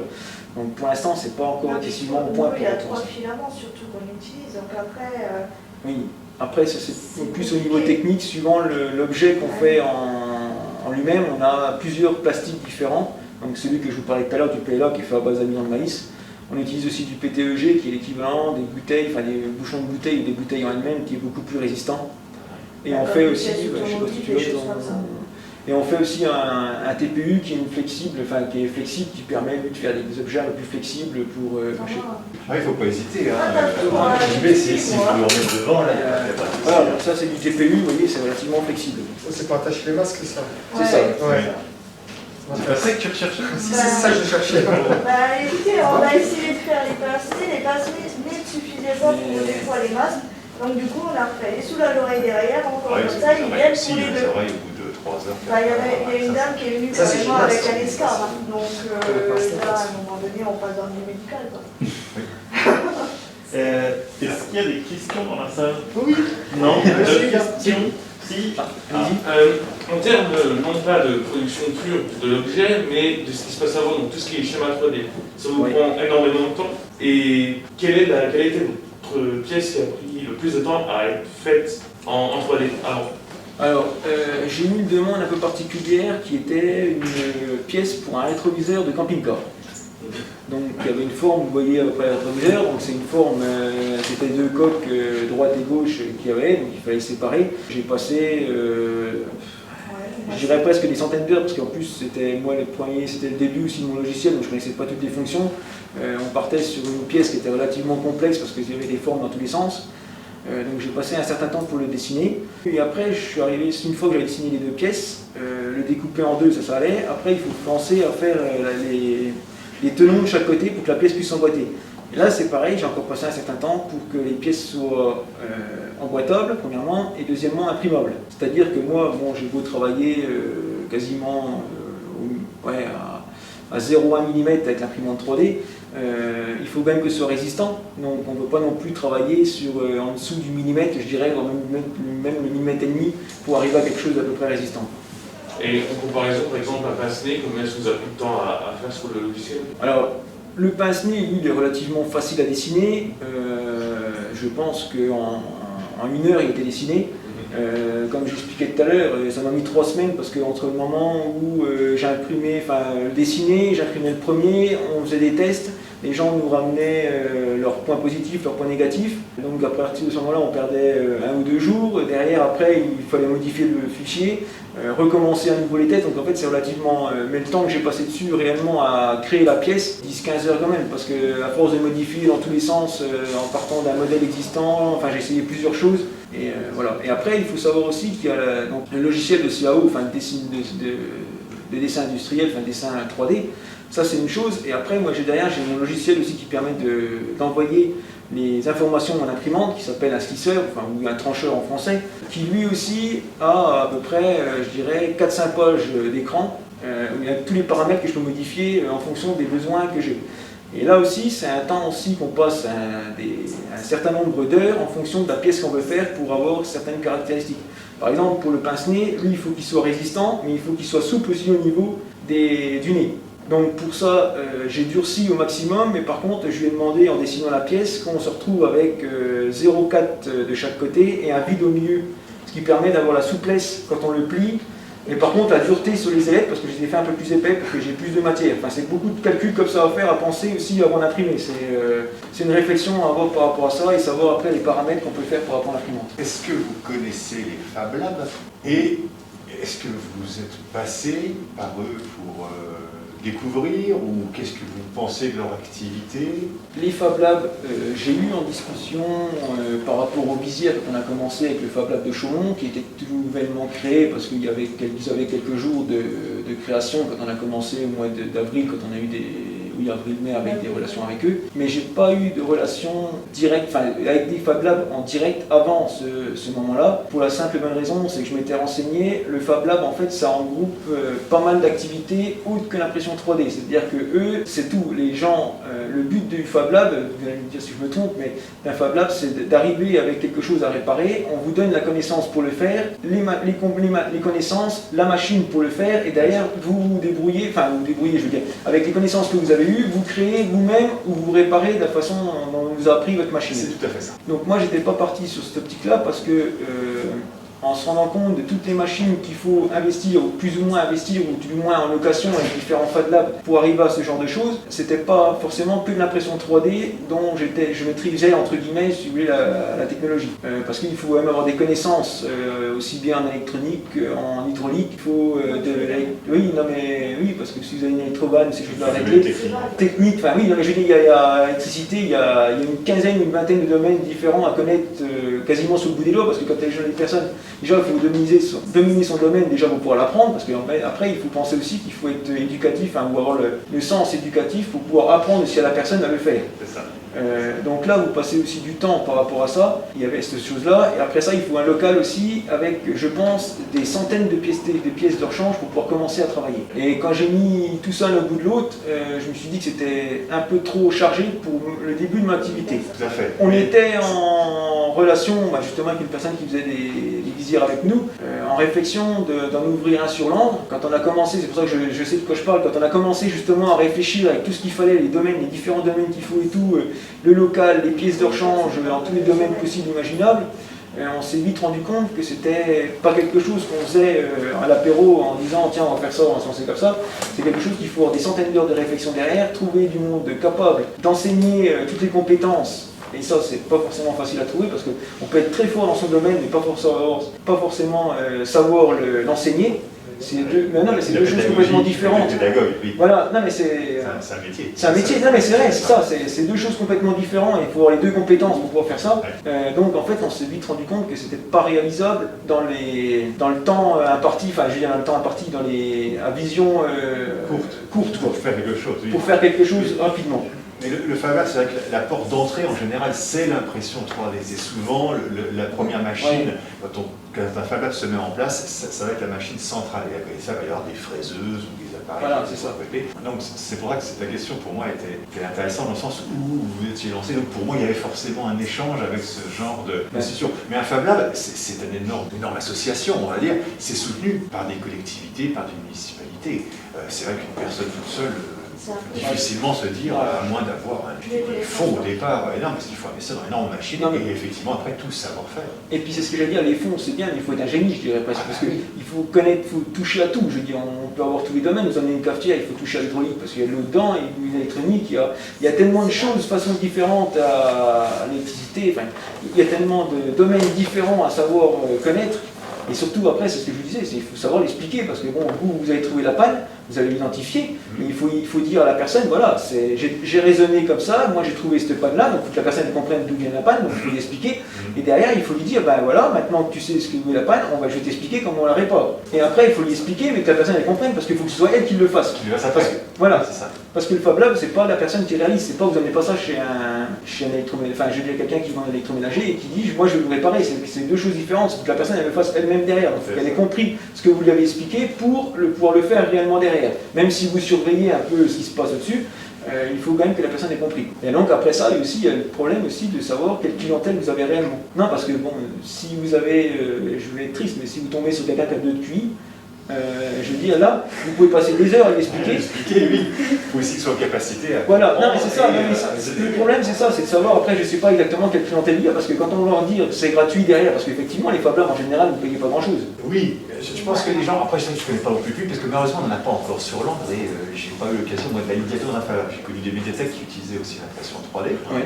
C'est pas mal. Sur place dans un vrai Fab Lab, j'ai jamais pu vraiment me rendre compte. Mais je pense qu'une personne qui vient en Fab Lab avec ce même état d'esprit, de dire je veux être en capacité de pouvoir réparer si jamais ça se reproduit la machine moi-même, je pense qu'elle a déjà fait le premier pas. Après, dire c'est en capacité, il y en a qui ne le seront pas effectivement, mais si la personne se dit je vais confier à un Fab Lab pour apprendre la technique, la méthode et le faire après moi-même, plutôt que d'aller voir un magasin de boutique, lui disant tenez, je vous paye, et puis je reviens dans 2 jours, ce sera fait. Et puis quand dans un an ça retombera en panne, je vous le ramènerai. Ben, je pense qu'il y a déjà quand même au départ cette volonté de comprendre et de pouvoir le faire aussi. Je pense que c'est un certain nombre de clients, enfin ou de personnes qui viendraient sur ce genre de choses-là, je suis d'accord avec vous, mais moi je crains aussi que quand on dise vous réparez vous-même et du coup c'est excessif, c'est pas onéreux par rapport au restant, que vous tombiez sur une certaine population qui disent derrière, ben, on vient, on vous emmène ça, derrière même si lui n'y arrive pas, il dit de toute façon dans tous les cas la personne va m'aider à le faire. Et du coup, il paye, enfin, la réparation est faite quasiment gratuite pour lui, alors que c'est vous qui l'avez faite. Non mais c'est le risque. Oui, c'est le risque, mais je veux dire après, c'est d'identifier la population qu'il y a par rapport à ça. Ça donne de l'autonomie. Oui, non mais c'est dire, après, c'est savoir combien, il faudrait faire une étude de marché, savoir combien il y a de personnes, comme vous disiez tout à l'heure, dans le grand langue, c'est vrai qu'on peut rayonner sur un grand rayon. Combien il y a de personnes capables de dire voilà, on est pour ce genre de choses-là, on s'investit dans ce genre de choses-là, et derrière le résultat qu'il y aurait réellement. Parce que des Fab Labs, elles s'ouvrent tous les jours en France, il faudra regarder 1 an après ou 2 ans après comme il en reste. C'est quoi les Fab Labs? Alors, je sais pas ce que c'est qu'un Fab Lab. C'est en fait. Oui, allez-y. Il a dit, il a la définition. Alors, c'est un lieu d'échange de pratiques et d'apprentissage de techniques pour créer ou réparer des objets. Souvent, la porte d'entrée de la création d'un Fab Lab, c'est une imprimante 3D parce que c'est un matériel qui est nouveau, que les gens ne connaissent pas, parce qu'en revanche, une fraiseuse, voilà, les gens peuvent très bien connaître, c'est des appareils qui datent depuis un certain temps, mais ils ne connaissent pas non plus les fraiseuses. Donc en fait, le Fab Lab va s'équiper de plein de machines, et on va venir avec une demande ou un besoin, comme on a dit, un produit Basta, et on va demander à apprendre à utiliser la machine pour le faire soi-même le plus possible. Voilà. Et effectivement, le débat a été sur le fait d'avoir des personnes, des fois, qui viennent dans les Fab Labs, avec pas forcément la capacité intellectuelle ou de raisonnement, mais connaissances techniques de base nécessaires pour la suite, etc. Et là, c'était un petit peu le débat sur lequel on était parti après. Et voilà. Les débats que j'ai suivis, c'était juste, oui, je ne connaissais pas ce système de... Alors, c'est un peu comme les Hyper Café. Je connais les... Je veux dire ça comme ça ici. Ouais. Non, mais c'est... On s'écarte un peu du sujet, ça veut dire. Un tout petit peu, on resserrera peut-être sur une autre... Non, c'est très bien. C'est juste qu'effectivement, les Fab Labs sont là pour aider au fait au prototype. C'est-à-dire que c'est une pièce avec énormément d'investissements et de machines, mais qui peuvent aider pour ceux qui n'ont pas de possibilité pour créer des prototypes. À la base, c'est ça. Mais là, on va s'arrêter de ce côté-là. Je sais que, et on sent qu'il y a de la passion, mais il y a un autre passionné juste derrière pour finir la journée. Donc en tout cas, merci beaucoup Ludivine et Alexandre, c'était très instructif. Merci à vous. Et donc, on peut vous retrouver sur Facebook, AB3D, et sur votre site internet. C'était ça. AB3D. Instagram? Non. Instagram, on a. Pas encore, ok. Pas encore. Oh, c'est du développement. Bien, maintenant on va passer à un dernier intervenant de la journée. Lionel, un grand passionné. Ton métier est passionnant. Mais par contre, il n'y a que toi qui peux nous en parler. C'est quoi être projectionniste numérique? Bonjour à tous, je suis, pour ceux qui ne me connaissent pas, le directeur du cinéma Newbox à Langres. Et je suis opérateur projectionniste de formation, mais depuis 2009. C'est-à-dire que je suis arrivé à la projection très tardivement et un peu par hasard parce que j'habitais à Saint-Max, à côté de Nancy. Et qu'à Saint-Max, il y a un cinéma qui s'appelle Le Royal, qui est dirigé par Hervé Cassin, qui est aussi le directeur depuis peu du cinéma de Lunéville. Et pourquoi je vous parle de cette personne? Parce que c'est quelqu'un qui a formé beaucoup de projectionnistes dans le Grand Est. Et comme je suis passionné de cinéma depuis toujours, mais notamment depuis que j'ai découvert la possibilité de faire des films à l'âge de 15 ans, je fermais souvent le cinéma avec lui et je le voyais manipuler la pellicule, voilà, je le voyais faire monter les films, défaire les films, et à partir de 2016, je lui ai demandé de me former comme opérateur projectionniste, qui est l'intitulé officiel qu'on retrouve au Pôle emploi, enfin voilà, quand on veut faire ce métier-là. Hervé refuse de me former pendant 2 ans, il me dit non. Il me dit non parce qu'il sait déjà qu'on va passer très prochainement au numérique. et il ne veut pas m'envoyer au chômage. Donc il me dit non. Et puis un soir pas comme les autres, en 2009, où je vais pareil à fermer le cinéma, il me dit voilà, je sais que tu es quelqu'un de passionné, que tu ne cherches pas à être opérateur projectionniste pour en faire ton métier, mais par passion, pour manipuler la pellicule avant que ça disparaisse. Et là, miracle, il me dit ok, je viens te former. Donc le deal qui est passé, c'est qu'il m'embauche, je fais la pratique dans son cinéma, et en même temps, je m'inscris au cours du CNED pour la théorie. Donc je passe 6 mois à apprendre à manipuler la pellicule, tout ça. Et une fois que je suis formé, donc au bout d'1 an et demi, on se met d'accord, on fait une rupture conventionnelle de contrat, parce que justement le numérique arrive, on est en 2010. Donc le numérique commence à apparaître dans beaucoup de cinémas de France, et il y a un phénomène la même année. Ce phénomène s'appelle Avatar. Et Avatar est un film, comme beaucoup de films d'ailleurs de James Cameron, est un film qui va changer l'histoire du cinéma. La 3D, c'est quelque chose qui commence à arriver aussi dans les multiplexes. Et tout le monde pense qu'Avatar, il faut le voir en 3D, donc les Kinépolis, les UGC, les grosses enseignes s'équipent en numérique. Et du coup, les petites enseignes, parce que RD il tient le cinéma, le Royal à Saint-Max, c'est un cinéma de 2 salles comme Alain, se trouvent obligés de s'équiper aussi en numérique, et c'est dans ce cadre-là qu'il dit je ne peux pas te garder. Parce que l'opérateur projectionniste, c'est un certain salaire, et on emploie beaucoup de temps par an, l'appareillage numérique beaucoup de temps par an, donc je ne peux pas le garder. En même temps, comme c'est celui qui m'a tout appris, je ne peux pas trop refuser. Donc je me retrouve à ce moment-là au chômage à Nancy. Et un an et demi après, il y a une offre d'emploi comme opérateur projectionniste au cinéma Nuvox. Donc je passe l'entretien, je suis embauché. Et pareil, le cinéma Nuvox, donc ça c'est en février 2012. Et le cinéma Nuvox passe en numérique au mois d'août. J'ai pas fait longtemps de la projection en pellicule. Alors, entre-temps, je faisais quand même des festivals, je faisais quand même de la projection. Voilà, je me baladais un petit peu en France pour avoir un salaire de temps en temps. Et du coup, me voilà arrivé à Langres en 2012 comme opérateur projectionniste à la base pellicule, et ensuite donc numérique. Donc opérateur projectionniste numérique, je l'ai appris sur le tas.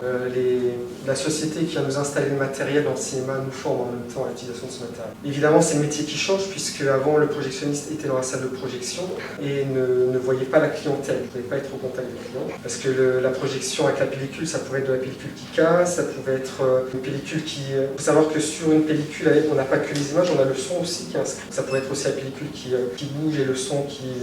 L'optique qui lit le son ne visait plus correctement le son. Donc le métier change complètement. Il y a même des reconversions de projectionnistes pellicules pour la projection numérique. Beaucoup refusent parce que certaines enseignes, c'est pas on profite, mais si vous voulez, il n'y a plus besoin d'être qualifié parce que vraiment la pellicule, c'est un savoir-faire que ne demande pas la projection numérique. Donc voilà un petit peu comment j'arrive à Langres et que je me retrouve projectionniste numérique au cinéma Nuvox.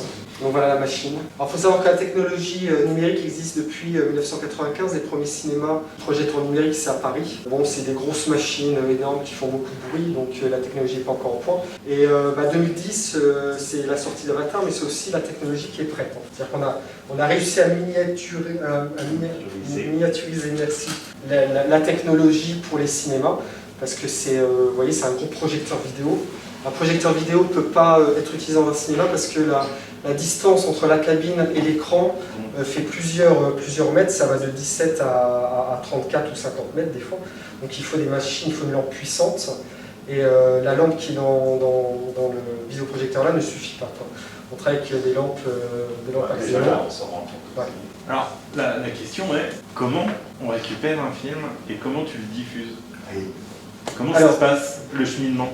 Alors les films, en 2012, on les reçoit comme les bandes annonces, les bandes annonces sur des CD, puis, sur des DVD, puis les films sur disque dur. Donc ça dure longtemps, de 2012 à 2015, 2016. Et puis au fur et à mesure, on s'équipe des serveurs qui permettent de recevoir les films de manière dématérialisée. Donc il y a 3 concurrents en France. Au Nuvox, on est équipé des 3, il y a Globecast, Cinégo et puis Éclair, SmartJoy. D'ailleurs, entre parenthèses, Éclair que vous pouvez retrouver dans les génériques de tous les films qui faisaient déjà de la pellicule, qui qui étaient déjà des laboratoires, parce qu'il faut savoir que quand on tourne en pellicule, après, c'est du négatif, comme les photos, donc il faut rendre le positif, et Claire s'occupait de ça. Et Claire est une des rares sociétés, contrairement à Kodak, qui était dans la pellicule et qui a su se reconvertir dans le numérique. Voilà. Et du coup, pareil, entre 2010 et 2016-2017, c'est la folie de la numérisation des films, notamment grâce au programme scolaire. On numérise les films de Chaplin pour qu'on puisse les passer au scolaire, on numérise, voilà. C'est comme le passage de la VHS à la DVD. À un moment donné, il a fallu numériser les films, donc ça fait travailler des entreprises qui sont spécialisées là-dedans, qui passent la pellicule et qui numérisent l'image. Et qui restaurent. Et du coup, qui en sont restaurés. Ouais. Voilà. Donc là, ça veut dire que tu récupères sur une plateforme de téléchargement c'est ça. Officielle, tout à fait. dédiée au cinéma. Et donc ensuite, c'est juste à appuyer sur un bouton. Alors, on va pas simplifier, mais c'est... Il y a un peu de ça, oui. Après, il y a donc, ça arrive sur un serveur qu'on appelle la bibliothèque. Et après, bon, nous, on a que 2 salles, on transfère les fichiers vers la salle 1 ou la salle 2. Puisqu'on a fait la programmation préalable, on sait que le film va passer ou dans une salle ou dans les 2 salles. Et il y a un travail après de programmation où on va faire nos programmes avec la pub, les bandes annonces et puis le fichier du film. Donc ça c'est comme s'il y en a qui font un peu de montage vidéo, c'est pareil, on met les morceaux et puis voilà. Et le programme on l'appelle James Bond et puis voilà on sait. Voilà. Et on a un calendrier, on travaille avec Mac, sur Mac. On a un calendrier avec une ou 2 salles qui sont matérialisées. On va glisser les programmes, si à 14h on passe James Bond, si à 17h on passe Wonder Woman. Donc le matin quand on arrive on allume les machines. Et normalement, il n'y a plus besoin de toucher à ça. Après, grâce c'est tout est automatique. C'est programmé, ça se lance tout seul. Il faut juste que toi, tu définisses à chaque fois, quand tu as le film, effectivement les bandes annonces avant, les pubs, mais ça, c'est toi qui le fais. Oui, ça, c'est aussi... C'est quelque chose, dès que le nouveau film arrive, tu le fais, puis après, tu le mets de côté et ça part. Après, les bandes annonces, si c'est un film pour enfants, on passe les bandes annonces. Si c'est un film, on vise quand même le public avec les bandes annonces. C'est quelque chose qui est choisi par vous ou qui est fortement incité par exemple, tu dis un dessin animé, un Walt Disney par exemple.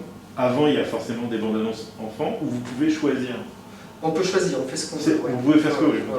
Mais voilà, je ne vais pas passer une bande annonce de film d'horreur avant un programme enfant. Donc voilà, Et d'ailleurs, ce qui est très marrant, c'est que les distributeurs, quand par exemple un de leurs films sort, quelques jours avant, on reçoit la pub des prochains films. Quoi, parce qu'ils souhaitent qu'on mette les pubs ils incitent un petit peu.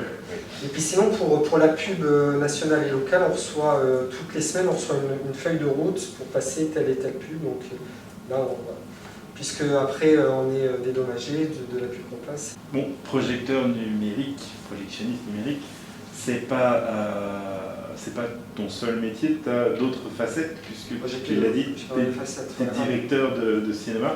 Est-ce que tu peux nous en dire un peu plus? Donc je suis passé directeur en 2015 à la volonté de Fred et Jérôme, les 2 gérants. Ils ont plusieurs cinémas et ils décident le 1er janvier 2015 de passer les opérateurs projectionnistes directeurs pour un peu valoriser ce qu'on fait en fait. Parce que je suis arrivé en étant projectionniste, mais finalement je me suis vite mis comme mission de gérer plusieurs choses dans le cinéma. Du coup, c'était un peu une façon de valoriser mon travail. Et il se trouve aussi que depuis que je suis arrivé, depuis 2012, j'ai formé une vingtaine de personnes. Donc ça fait partie de mon boulot, c'est de former les jeunes qui arrivent. Il faut savoir que c'est difficile de travailler au cinéma. Les gens viennent au cinéma, ils payent leur place, ils vont voir le film, ils sortent, voilà. Bon, ça c'est la phase que tout le monde connaît, mais la phase derrière, c'est beaucoup de travail. Le travail le week-end, donc ça c'est assez difficile. Donc quand j'embauche un jeune, il sait qu'il va travailler le week-end, il me dit c'est pas un problème, mais ça arrive souvent 3 mois après. Voilà. Et puis l'autre raison pour laquelle j'ai formé beaucoup de gens, c'est que je suis à 35 heures et les 2 personnes qui travaillent avec moi sont à 24 heures et que mes patrons, des fois, une fois qu'ils sont formés, ils me dépiquent pour les mettre dans d'autres cinémas. Tu formes trop bien. Voilà. Après la formation, ils continuent leur formation avec d'autres personnes, mais c'est vrai que voilà, c'est un bon tremplin de formation ici à Langres parce qu'on fait tout. Donc, moi je gère le personnel, je gère les groupes qui viennent, le ménage, je passe le balai aussi, tu vois, je suis directeur, mais quand je travaille, il y a beaucoup de popcorn par terre, je prends le balai puis j'enlève, voilà. Bon, je suis à la caisse aussi, pour ceux qui me connaissent, qui m'ont déjà vu. Multitâche. Je fais les commandes de confiserie. Alors, pour découper un petit peu en une semaine, puisque nous on travaille la semaine, enfin notre logique de travail est là la semaine. Les sorties de films c'est le mercredi, donc le lundi, mardi, alors déjà le mercredi c'est la sortie des films, donc le mercredi, jeudi on s'assure que tout se passe bien. On n'a pas de problème de son, des choses comme ça sur certains fichiers, des choses comme ça. Le vendredi, samedi, dimanche, on est plus concentré sur les clients, puisque c'est à partir du vendredi soir qu'on a plus de monde, vendredi, samedi, dimanche. Et puis le lundi, mardi, c'est un travail de programmation, donc là on est on pense déjà aux films qu'on va arrêter, puis à ceux qu'on va commencer ou continuer à partir du mercredi. Donc c'est le lundi, mardi qu'on fait nos programmes, qu'on les insère, qu'on fait le calendrier, tout ça. Alors, même question à tous les intervenants. Les qualités pour être directeur de cinéma, c'est quoi? Être disponible? Ouais, ne pas compter ses heures et d'être patient, d'avoir une vision globale aussi des choses. Qu'est-ce que tu entends par vision globale des choses? Le lundi, mardi, quand tu as programmé, il faut penser aussi aux affiches à mettre, il faut aussi penser à amplifier ton personnel sur le fait qu'il va y avoir du monde pour ce film-là ou pas, ou à quel moment, voilà. En fait, ce qui est compliqué au cinéma, c'est pas les tâches individuellement sont simples. Ce qui est difficile, c'est la multiplicité des tâches. En fait. C'est-à-dire être amené à faire plusieurs choses en même temps. Il y a le rythme à la journée, c'est un quart d'heure, une demi-heure concentré à vendre les places. Donc là, il faut être speed. Ah, les gens, ils sont là, il ne faut pas les faire attendre. C'est pas souvent que j'ai du monde qui font la queue, mais ça arrive qu'on remplisse les salles. Et puis après, pendant une heure, ça va être calme. Pendant une heure, donc tu vas te concentrer sur d'autres choses, on envoie des mails. Moi, je ne suis pas dans l'instant des films que je passe, je suis déjà sur les groupes scolaires qui vont venir dans 1 mois, dans 2 mois, dans 3 mois. Et souvent, je suis avec Jérôme au téléphone, il connaît un peu mieux que moi les sorties qui vont se faire. Tu es déjà dans l'été, tu es déjà dans les blockbusters, alors qu'on est encore en décembre, mais tu as déjà 6 mois d'avance en termes de projection, en termes de... Et ça, la projection n'est pas qu'au cinéma. Et pour le coup, on travaille ensemble, donc c'est pour ça aussi que... Alors voilà, Thomas, et c'est vrai qu'il y a cette histoire, c'est assez amusant parce qu'on est sur l'instant, forcément c'est le film qui sort là, et puis on discute et on se projette déjà sur les animations, sur les sorties dans 3 mois, et ça c'est plutôt quelque chose qui est assez intéressant. Alors évidemment, la grande question c'est 2020 a été très compliqué pour les cinémas, on a vraiment une pensée pour tous les acteurs du monde culturel forcément, et on espère que le moral, ça va. Bah écoute, j'attends Melvin au cinéma, ça va, alors je suis toujours... Moi à l'âge de 15 ans, je sais que je veux faire du cinéma, voilà, c'est le lycée dans lequel je suis qui a un atelier cinéma. Mes parents m'y mettent pour être... parce que je suis très bon en maths en fait, et je suis issu d'une famille, on est 7 enfants, je suis le 6e. Je suis issu d'une famille ouvrière et il se trouve que je suis très très bon en maths et mes parents me mettent au lycée Poincaré à Nancy pour faire des études d'ingénieur. Malheureusement, ce dont ils ne s'attendaient pas, c'est que je découvre, je m'inscris à un atelier vidéo dans ce lycée-là. Il y avait à l'époque, en 92-93, 2 lycées super bien équipés en audiovisuel, c'était le lycée Poincaré et le lycée Loritz. Et du coup, je me désintéresse complètement en fait, au reste de mes études. Je leur demande même en seconde de passer un bac littéraire parce qu'il y avait enseignement cinéma, chose qui me refuse catégoriquement. Et malheureusement, on n'était pas à l'époque d'aujourd'hui où voilà, c'est un peu plus compliqué. Un peu plus dur à l'époque. Donc je suis arrivé, j'ai passé mon bac S finalement quand même. Puis après, j'ai pris des chemins détournés pour arriver au cinéma. Alors j'ai toujours quand même, j'étais à la MJC Lorraine à Nancy, qui a aussi un grand matériel à l'époque de l'audiovisuel, donc je fais mes classes là-dedans, je fais des formations, j'apprends la technique, et je fais un DUT de commerce à l'UT Charlemagne. J'y connais rien en commerce, mais je reste dans cette UT parce que le 7e étage de cette UT est aussi très très bien équipé en vidéo. Ce qui fait que je passais plus de temps au 7e étage qu'à l'étage de technique de commercialisation. Et puis à la fin, j'ai le DUT et je vais voir l'école de cinéma de Nancy, l'IECA, l'Institut européen du cinéma et de l'audiovisuel, qui va m'échaner. Je vais voir la directrice, je lui dis que je veux faire la licence. Elle me dit je ne peux pas vous prendre après un DUT, mais si vous faites la 2e année de DUG, médiation culturelle et communication, option cinéma, et que vous avez au moins 14 de moyenne dans cette option, je prends licence l'année d'après. Donc me voilà reparti en DUG à la fac de lettres, tout en continuant, alors ça m'a fait du bien ces années-là de licence après cinéma, parce que j'étais tellement dans la pratique que ça m'a ouvert l'esprit aux réalisateurs, à l'histoire du cinéma, l'impressionnisme allemand, au néoréalisme italien, enfin des choses que je connaissais peu. À l'histoire de l'art, exactement. Voilà. Et voilà, et puis après donc, je me suis retrouvé sur des tournages plus ou moins, mais pourquoi je parle de ça? Parce que du coup j'ai pu transmettre l'audiovisuel après dans des ateliers. J'ai travaillé pour la mairie de Saulsures pendant 2 ans, j'avais un atelier vidéo, donc voilà, on a fait pas mal de choses. Et je retrouve ça aujourd'hui avec l'émission locale, puisque depuis peu de temps, depuis 2-3 mois, j'ai un groupe de jeunes à qui je transmets également le savoir audiovisuel et je leur apprends à faire des films pendant mon école début. Justement, pour parfaire, tu dis avoir formé une vingtaine de jeunes plutôt. Est-ce que tu peux en dire plus sur le format de cette formation? C'est-à-dire que ce sont des personnes que tu formes de manière bénévole? Est-ce qu'il y a un cadre type stage, un cadre type emploi? Ils sont employés. Ils sont employés. Ouais. Et ils sont sous contrat de travail. Oui, ils sont en CDD 24 heures. Voilà, on fait des CDD. Donc c'est une alternance. Non, ils travaillent, ils font pas le CAP projectionniste. Si tu veux, le CAP projectionniste aujourd'hui n'est plus une obligation de travailler dans les cinémas. Voilà. Parce que, d'ailleurs, je crois qu'il existe toujours, mais je ne peux même pas te dire le contenu du CAP aujourd'hui, puisque la pellicule a disparu. Donc, peut-être qu'il évoque pour ceux qui passent le CAP, mais à mon avis, c'est un CAP qui est amené à disparaître, puisque maintenant on apprend sur le terrain la projection numérique. Et moi, je cherche au moins une des 2 qualités quand j'embauche. C'est soit une personne qui est à l'aise à la caisse. Donc c'est pour ça que j'ai quelques personnes qui ont travaillé au Leclerc ou dans des magasins que j'embauche. Et moi, je les forme à l'outil numérique. Déjà, pour vas-y, lance-toi. Parler du côté plus global hors Covid, l'évolution des salles, c'est-à-dire que ce qu'on entend par là, c'est l'évolution des techniques. Là, on est passé donc pellicule à numérique. Qu'est-ce que tu prévois dans le futur de ces évolutions-là? Alors je sais pas. Avec la 3D par exemple aussi, etc. Ouais. Alors la 3D est un effet de mode avec Avatar. Ça fait 2 ans qu'on n'a plus trop de films en 3D. Donc sur l'évolution de la 3D, alors pourquoi ça finit de mode? C'est parce que au tournage les films ne sont pas tournés en 3D, donc le rendu est très mauvais en projection.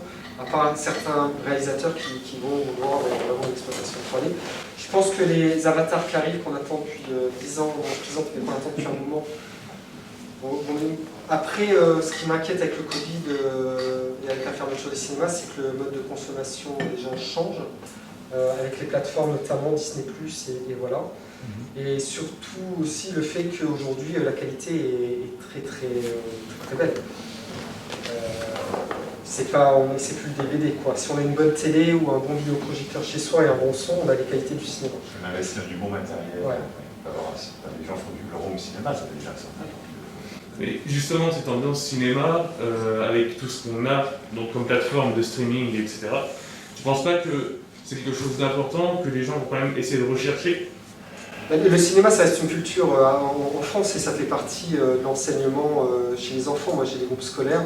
Quand j'avais moi-même 10 ans, 11 ans, j'allais au cinéma pour voir des films avec ma classe. Et le cinéma aussi est une invention française, je ne veux pas être chauvin, mais bon, c'est les frères Lumière qui inventent le système. Il y avait Edison aux États-Unis qui cherchait aussi son propre système. Et voilà, en 1895, il y a la première projection. Aujourd'hui, on est 120 ans après. On a eu peur de la télévision. On a eu peur de la VHS, on a eu peur du DVD, aujourd'hui on a peur des streamings.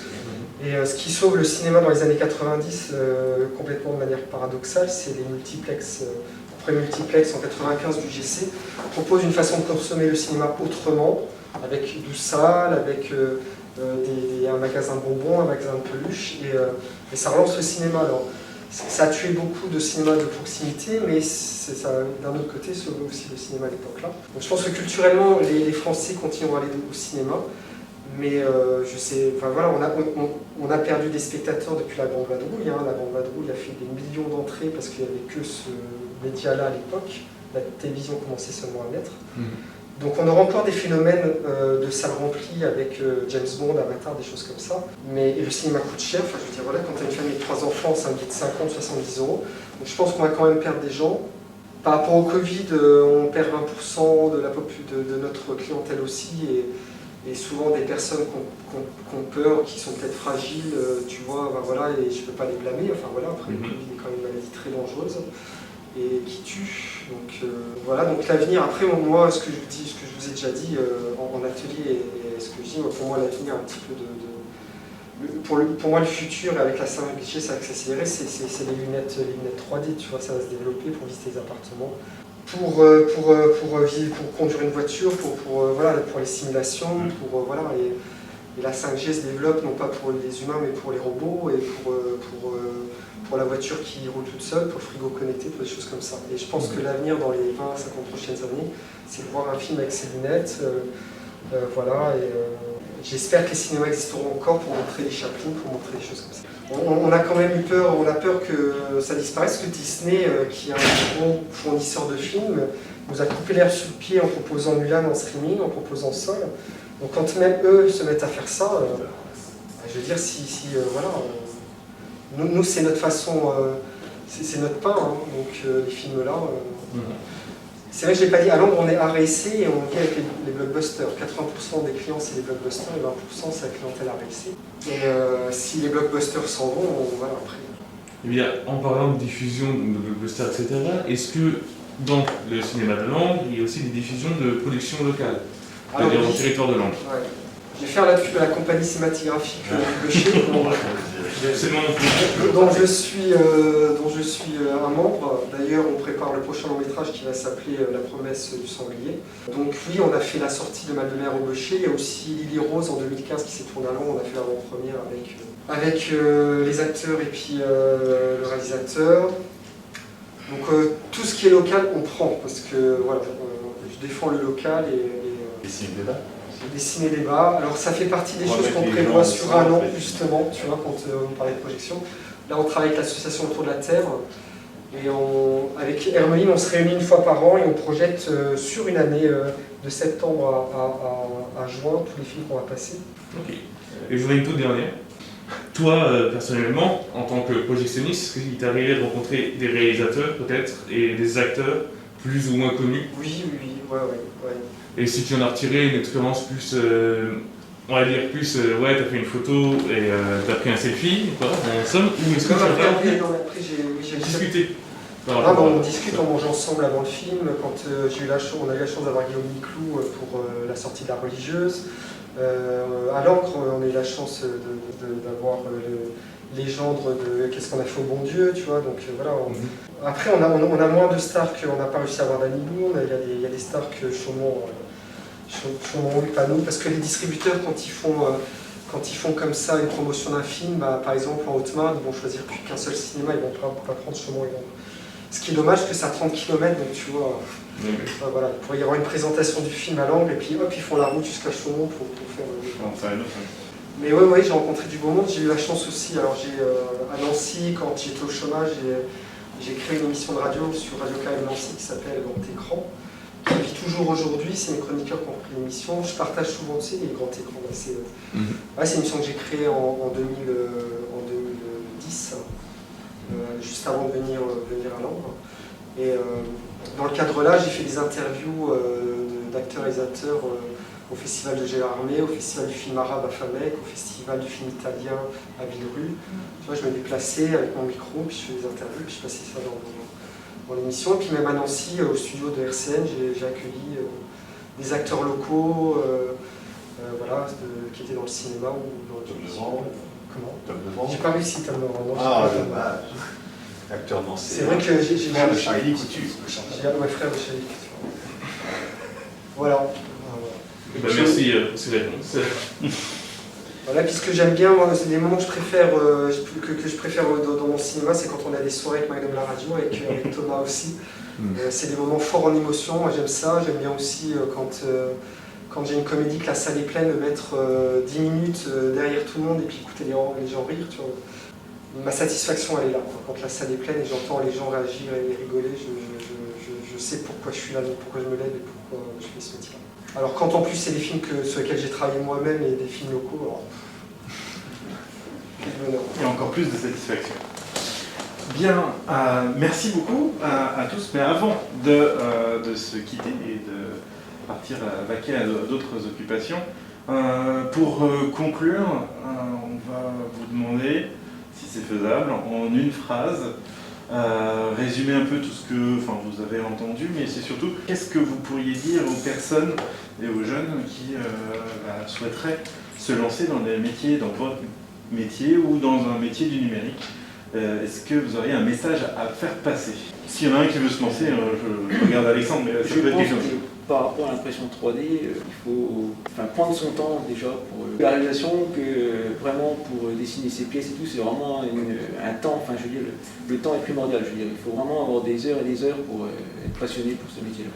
Ne pas abandonner, comme on voit beaucoup, il y a eu beaucoup de personnes, des particuliers qui ont acheté leur imprimante 3D pendant le confinement, parce que c'est un peu la mode aussi en ce moment, et qui les revendent actuellement parce qu'ils n'ont pas le temps ou pas la passion. Voilà, pas la passion et puis pas le temps, la motivation pour aller au bout, parce qu'il faut s'attendre on a quasiment tout le temps des problèmes tous les jours, il y a des choses qui se passent et après il faut arriver au bout du problème pour le résoudre. Donc en fait il faut être patient pour trouver la solution et le faire, pas s'arrêter au bout de 5 minutes de problème, dire j'arrête là, voilà. Persévère, voilà, je cherchais le terme, excusez-moi. Ça va. Alors, Julie-Line, où il a tout dit, Alexandre? Non, il faut être créatif aussi, il faut avoir un temps d'avance et essayer de voir. Moi je regarde beaucoup les sites de bijoux, les choses, un peu de nouveauté, puis essayer par nous-mêmes en fait de faire quelque chose à l'heure d'aujourd'hui. Là d'un moment c'était les attrape-prêts, on cherchait sur le thème là, il va y avoir le thème Saint-Valentin, on va rechercher des autres, créer finalement limite sa mode en fait. Avec ce qui se passe à l'heure actuelle, essayer de créer son propre modèle en fait. Éviter d'aller farfouiller des STL et tout ça, essayer d'avoir son côté créatif. Alors STL c'est le fichier tout fait qu'on peut filer sur Internet. C'est tout faire en fait. On peut s'en inspirer, mais après le but c'est de créer, mettre sa patte si vous voulez par rapport à l'objet ou ces choses-là. C'est-à-dire quelque part il faut quand même avoir des notions en dessin ou en graphisme, ça? Ouais, enfin oui. Oui et non? Oui et non. Lui c'est pas dessiné. Dans mon cas, oui.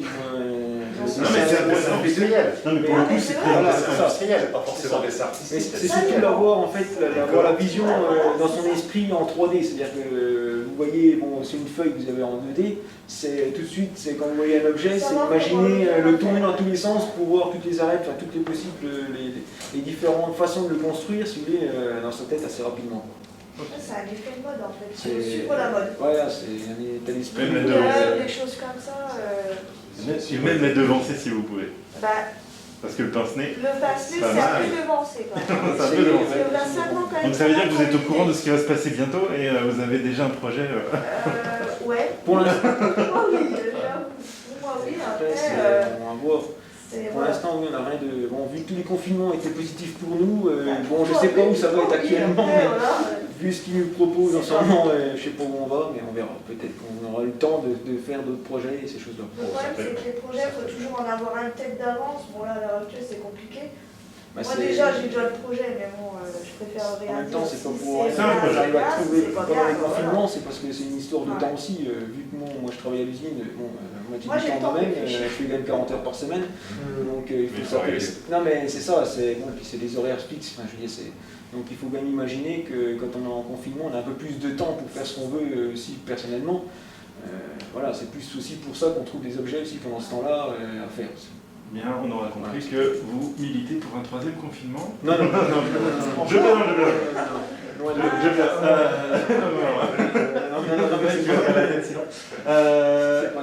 Jean-Alexis, alors, je dirais, lancez-vous, tout simplement, n'attendez pas.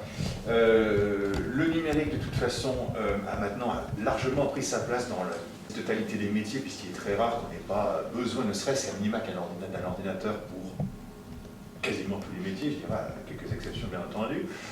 Vous avez accès à toute la connaissance du monde, on dit que ça s'appelle Internet. Vous avez accès à des technologies performantes pour un coût qui peut être aujourd'hui moindre. Vous avez des opportunités que vous allez créer vous-même, qui vont forcément s'ouvrir. Vous avez la possibilité de le faire par le biais de la formation initiale à l'école, puisque maintenant il y a beaucoup, donc je peux quasiment sûr, même si je ne connais pas toute l'éducation nationale, mais je suis sûr que tous les départements sont dotés de classes vis-à-vis des métiers du numérique et des nouveaux métiers. Vous avez aussi la possibilité de vous former en ligne, puisque que ce soit les régions ou que ce soit le Pôle emploi, vous avez des centaines de formations qui sont disponibles en ligne pour vous former par le biais du numérique, mais pas forcément au métier du numérique également. Donc ça, il faut aussi en profiter tant que ça existe. Ces formations sont normalement, pour la plupart, gratuites et voire rémunérées. Bon, après, il faut se renseigner pour ça. Ça va continuer à se développer de toute façon. Investissez-vous, intéressez-vous, soyez curieux. Lancez-vous, quitte à faire une autre activité comme vous, comme toi, justement, de travailler à côté pour vivre, parce qu'il faut quand même une base, effectivement, pour vivre. Mais vous avez à côté, profitez de vos loisirs. Si c'est une vraie passion, lancez-vous, que ce soit YouTube, que ce soit de la conception d'un jeu, que ce soit de l'infographie, soyez actifs, faites-le, lancez-vous. Moi pareil, faut se lancer. Voilà, après si on veut travailler que en caisse ou que à projection, il faut viser plutôt les multiplex, où voilà, chaque emploi a ses missions. Ou alors si on veut apprendre un peu tous les métiers, de postuler dans des cinémas de proximité comme le Nuvox pour voilà, faire un peu tout. Et puis être conscient qu'il va falloir sacrifier un petit peu sa vie personnelle, ses week-ends, parce que voilà, c'est un métier de passionnant et de passionné. Et comme beaucoup de ce qu'on a entendu aujourd'hui, voilà, il ne faut pas compter sur avoir une vie de famille par exemple épanouie à côté, des choses comme ça. Enfin, voilà, ça demande beaucoup de sacrifices. En fait, voilà, société de loisirs, donc on travaille quand les gens ne travaillent pas. Le divertissement. Travailler dans le divertissement, c'est pas le plus simple non plus. Donc on fait ses courses le lundi, on fait ses... ce qui est pas plus mal. Il n'y a personne.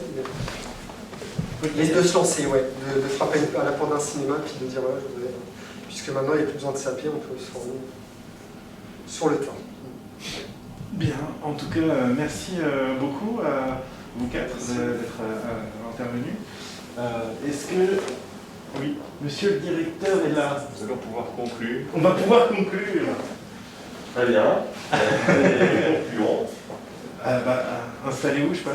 Non, je passe debout, restez assis, il n'y a pas de souci. Non, écoutez, le mot de la fin. Le mot de la fin, je pense que c'était de toute façon une journée très enrichissante, de toute façon, de par les échanges que vous avez pu avoir avec donc les personnes qui étaient venues pour cette journée. Donc on était sur un temps fort qui faisait partie d'une semaine sur les métiers du numérique. Donc je pense que l'objectif a été atteint, à savoir de vous permettre d'avoir des informations sur une partie, on va dire, des métiers du numérique, puisque aujourd'hui il y avait quelques représentants, on va dire, de ces métiers-là. Comme je disais ce matin, c'est vrai que les métiers du numérique, on voit un petit peu, on a une vision partielle de ce que ça peut être. On ne voit pas tous les métiers qu'il peut y avoir autour de ces métiers du numérique. Et c'est intéressant aussi, et j'espère que ça vous a donné l'envie d'approfondir un petit peu ce qu'on peut trouver en termes de métiers. Je vous rappelle aussi au passage que vous avez quand même Pôle emploi et la mission locale qui sont là aussi pour vous accompagner dans vos démarches. On est là pour vous guider, pour vous orienter, pour vous conseiller. Donc n'hésitez pas à faire appel à nous.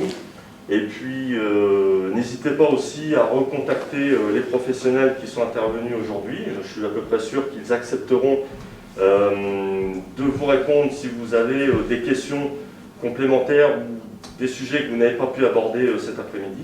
N'hésitez pas à reprendre contact avec eux. Voilà, et puis écoutez, en termes de conclusion, moi je voudrais remercier toutes les personnes qui se sont investies aujourd'hui pour la réussite de cette journée-là. Je pense bien évidemment à Marie de Pôle emploi, qui est un peu l'acteur principal de cette journée, mais en étant bien soutenu, on va dire, par mes collègues de la mission locale, que je remercie également. Un grand merci bien évidemment aux professionnels qui ont accepté de prendre de leur temps aujourd'hui pour venir témoigner et échanger avec vous. Et puis merci aussi aux jeunes qui sont partie prenante sur d'autres actions de la mission locale. Et merci aussi à vous de vous être déplacés pour cette journée. Voilà. Merci à tous. Merci.